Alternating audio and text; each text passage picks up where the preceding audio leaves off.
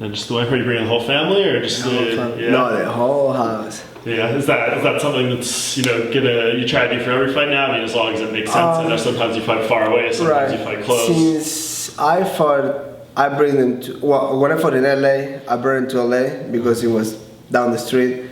Then the Vegas is just a small drive, and now it's a little bit more expensive, but it's still in the US.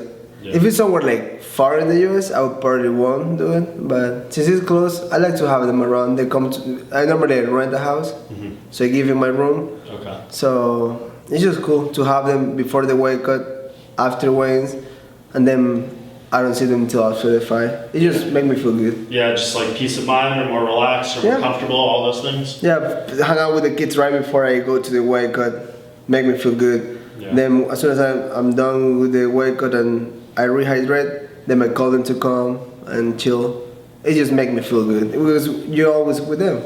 Yeah. How are the weight cuts right now? I mean, you've been active these past couple of years, man. So does it fighting consistently and doing them? Does it make it easier? Does it keep you disciplined? Yeah, the discipline part, I try to always be on point because I like to take short notice. I like to be on the radar all the time. And the more often you fight, the more experience you get in the cage, current weight. You see what food is good for you, what will help you. And then I take note of all my fight camps.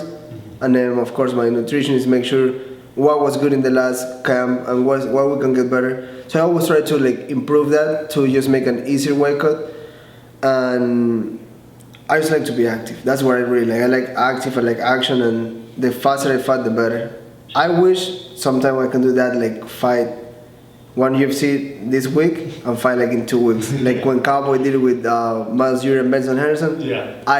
That would be, besides the title, get to the top 5, that's one of the goals I also have. Just have those crazy back-to-back fights. Yeah, I think Chad Skelly did it a few years ago too, where he actually fought back-to-back events as well, 7 days apart or something like that. I think so, yeah. Yeah, that's crazy. I mean, is that more of a priority to you? Because now you're on a 4-fight winning streak right now. People in your position may be like, okay, this is where you start being a little smarter about the cards you fight on, the opponents you fight, because you're wanting to build towards a title shot or those kind of things. Is that not the priority for you right now? Well, that's always a priority. Sure. But my priority is just win. I feel a lot of people get sketchy with, I only want to bring number cards, I want to fight only top guys.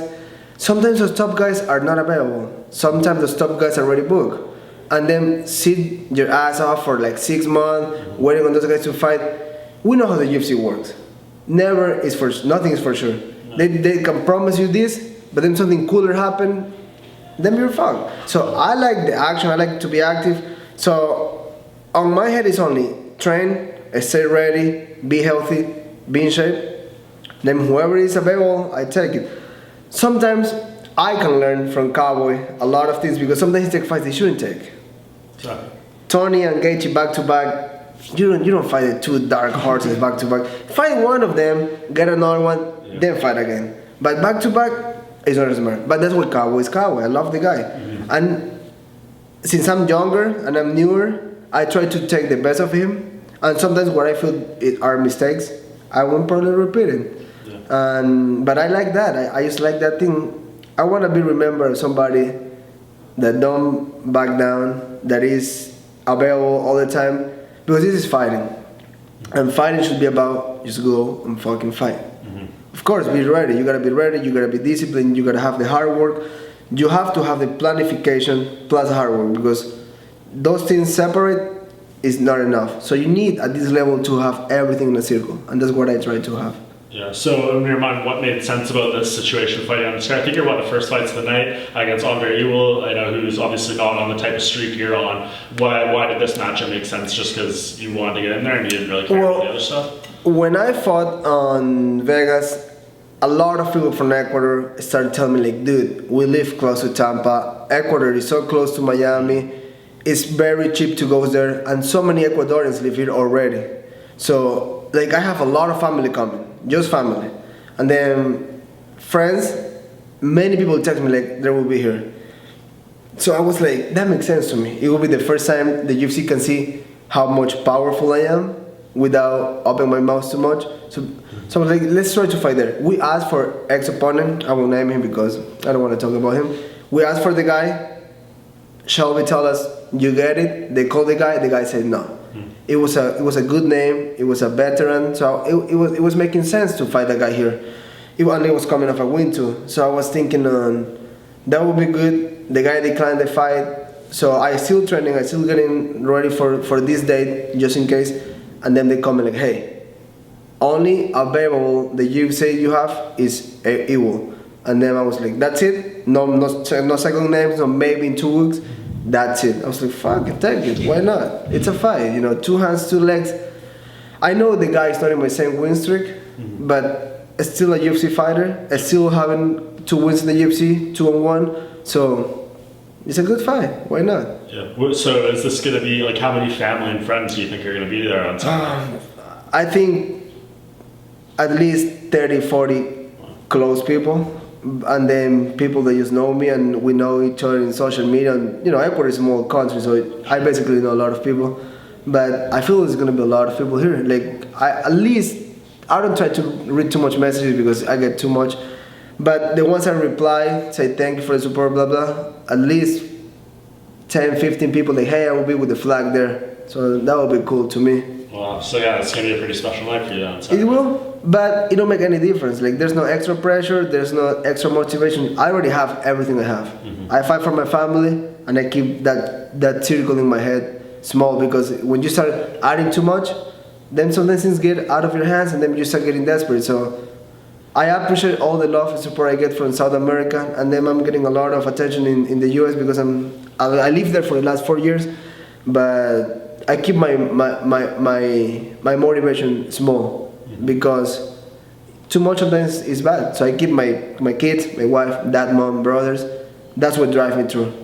And then I feel good like that. I feel like I don't have any extra pressure like that, because that's not pressure. That's just what life gave it to me, and that's what I love to fight for. Yeah, and then you gave Eagles credit there. Now that you've gone through camp for training for him and everything, just tell me what you think about his skills and everything. He's a good athlete. He seems to be quick. He seems to be move a lot. So he's not the guy that you have to go chasing crazy trying to finish him, and that's not how I fight anyways. But he's a good opponent. He has his stuff. He trains in California too. I'm not sure where he trains. I think people that I know train with him. So I kind of stay a little away from those guys and those coaches for this fight, but I feel it's a good fight. Every guy in the UFC is here for a reason. I feel there's nobody who really sucks at fighting in the UFC. Everybody have something.